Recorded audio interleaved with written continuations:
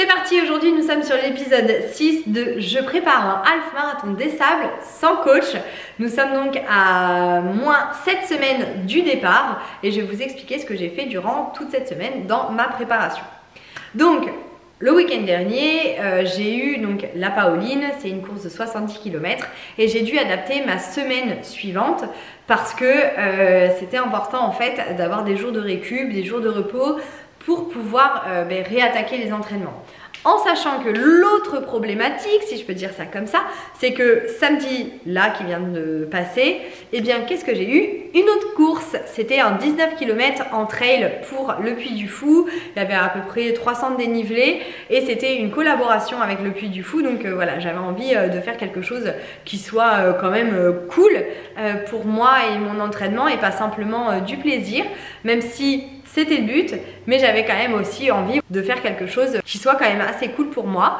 Donc il fallait que je jongle entre l'après-Paoline, donc l'après 70 km et j'ai un 19 km que je dois préparer aussi.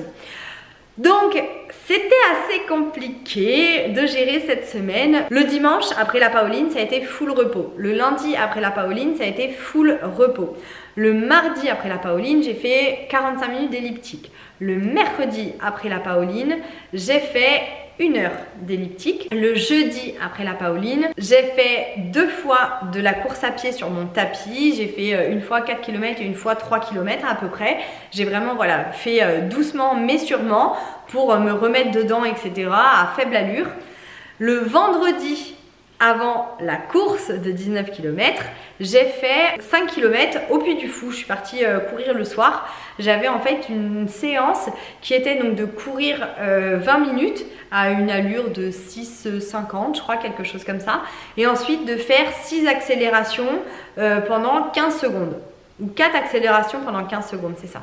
Et donc c'est ce que j'ai fait. Après j'ai été jusqu'à terminer mon 5 km et je suis rentrée.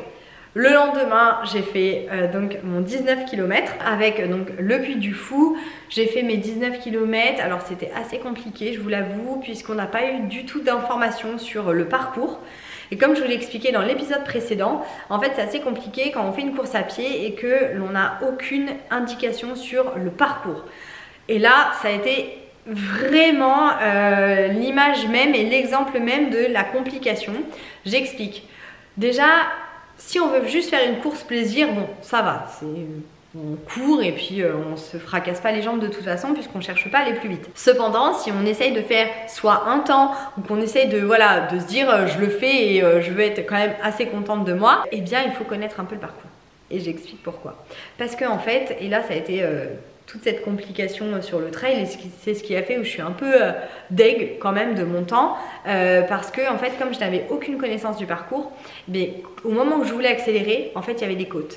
Il y avait, même si c'était des petites côtes, c'était pas très long, mais à chaque fois ça cassait les jambes. Donc il y a eu un moment où je me suis dit, ok, arrête d'aller plus vite, ça sert absolument à rien parce que en fait, à chaque fois que tu vas plus vite, tu te tapes un mur. Et même si c'est pas un mur genre pentu comme ça et très compliqué à gérer, non, mais en fait il fallait systématiquement de la reprise, seulement moi je m'y attendais pas du tout, je m'étais pas préparée mentalement à ça, je savais pas combien de reprises j'allais devoir avoir, je savais pas combien de côtes il y avait, je savais rien du tout. En plus de ça, on avait les frontales, donc du coup c'était assez voilà, assez laborieux. On avait les frontales, même si c'était très cool et franchement j'ai adoré la course et j'espère que je la referai. Mais quand on ne connaît pas du tout, qu'on n'a jamais fait de trail comme ça, c'est assez je dirais ambitieux d'imaginer faire un temps, en tout cas pour ma part.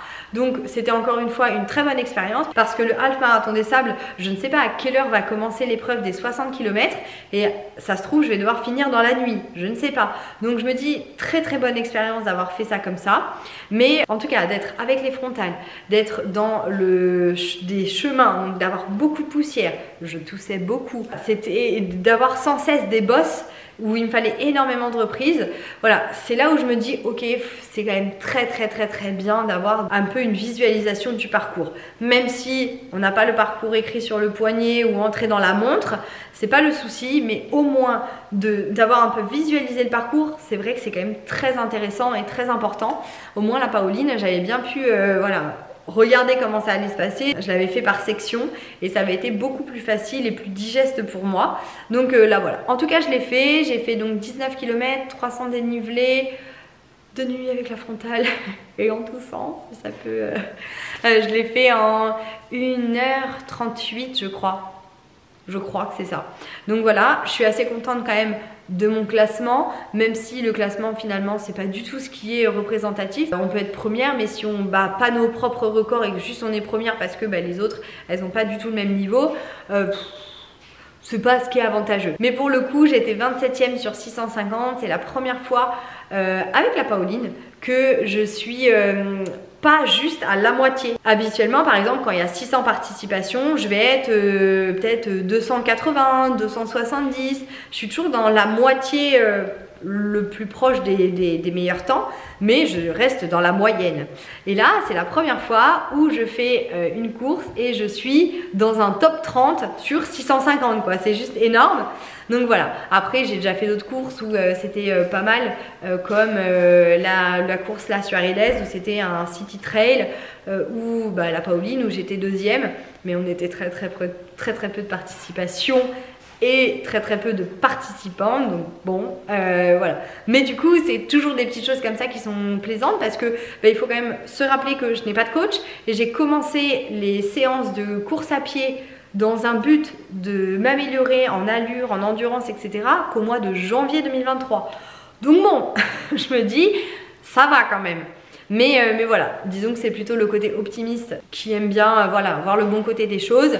Mais j'espère que je la referai et j'espère que je ferai mieux l'année prochaine si j'ai l'occasion de la refaire. En tout cas, c'était une très belle course. Ce que je peux vous dire cette semaine avant le départ, c'est que la cryo m'aide vraiment beaucoup pour la récup. Ça c'est vraiment quelque chose qui est vraiment top. Si vous avez la possibilité de faire de la cryothérapie aux alentours de chez vous et que vous êtes dans une recherche d'amélioration d'allure, vraiment foncez. Ce que je peux dire aussi, c'est que la Pauline, elle m'a beaucoup aidé sur l'amélioration de mon cardio en endurance fondamentale. Je vois que maintenant, quand je fais des courses, je suis très basse, entre guillemets, dans ma fréquence cardiaque. Et ça, c'est vraiment agréable pour l'après, une fois que je vais me remettre sur le fractionné, la VMA, le seuil, etc. Vraiment, d'avoir baissé comme ça en fréquence cardiaque, c'est très bien, je suis très contente. Là très clairement j'ai très envie de rentrer dans le vif du sujet du Half Marathon des Sables. Je suis à fond sur les commandes, sur un peu le ok comment ça se passe, j'ai envie d'être dedans, enfin bref, là je suis vraiment dans l'avant et c'est un truc que j'adore, ça me...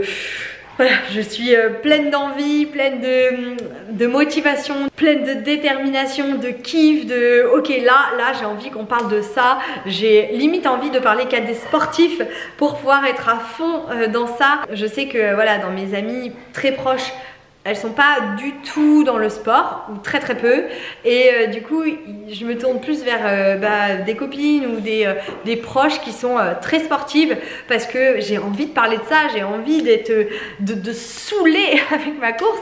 Mais quand on est sportif, on se saoule pas, on se nourrit des expériences des autres, on se nourrit des objectifs que les autres vont faire. Et on est trop content et c'est vrai que là j'ai très envie de parler de ça. Et c'est vrai que cette semaine du coup j'ai été un peu frustrée parce que quand on fait des courses officielles, notamment une 70 km et qu'on prépare un 19 km ou en tout cas qu'il faut ménager son corps pour pouvoir faire quelque chose d'assez sympa pour un 19 km, du coup j'ai dû vachement ralentir sur les séances cette semaine.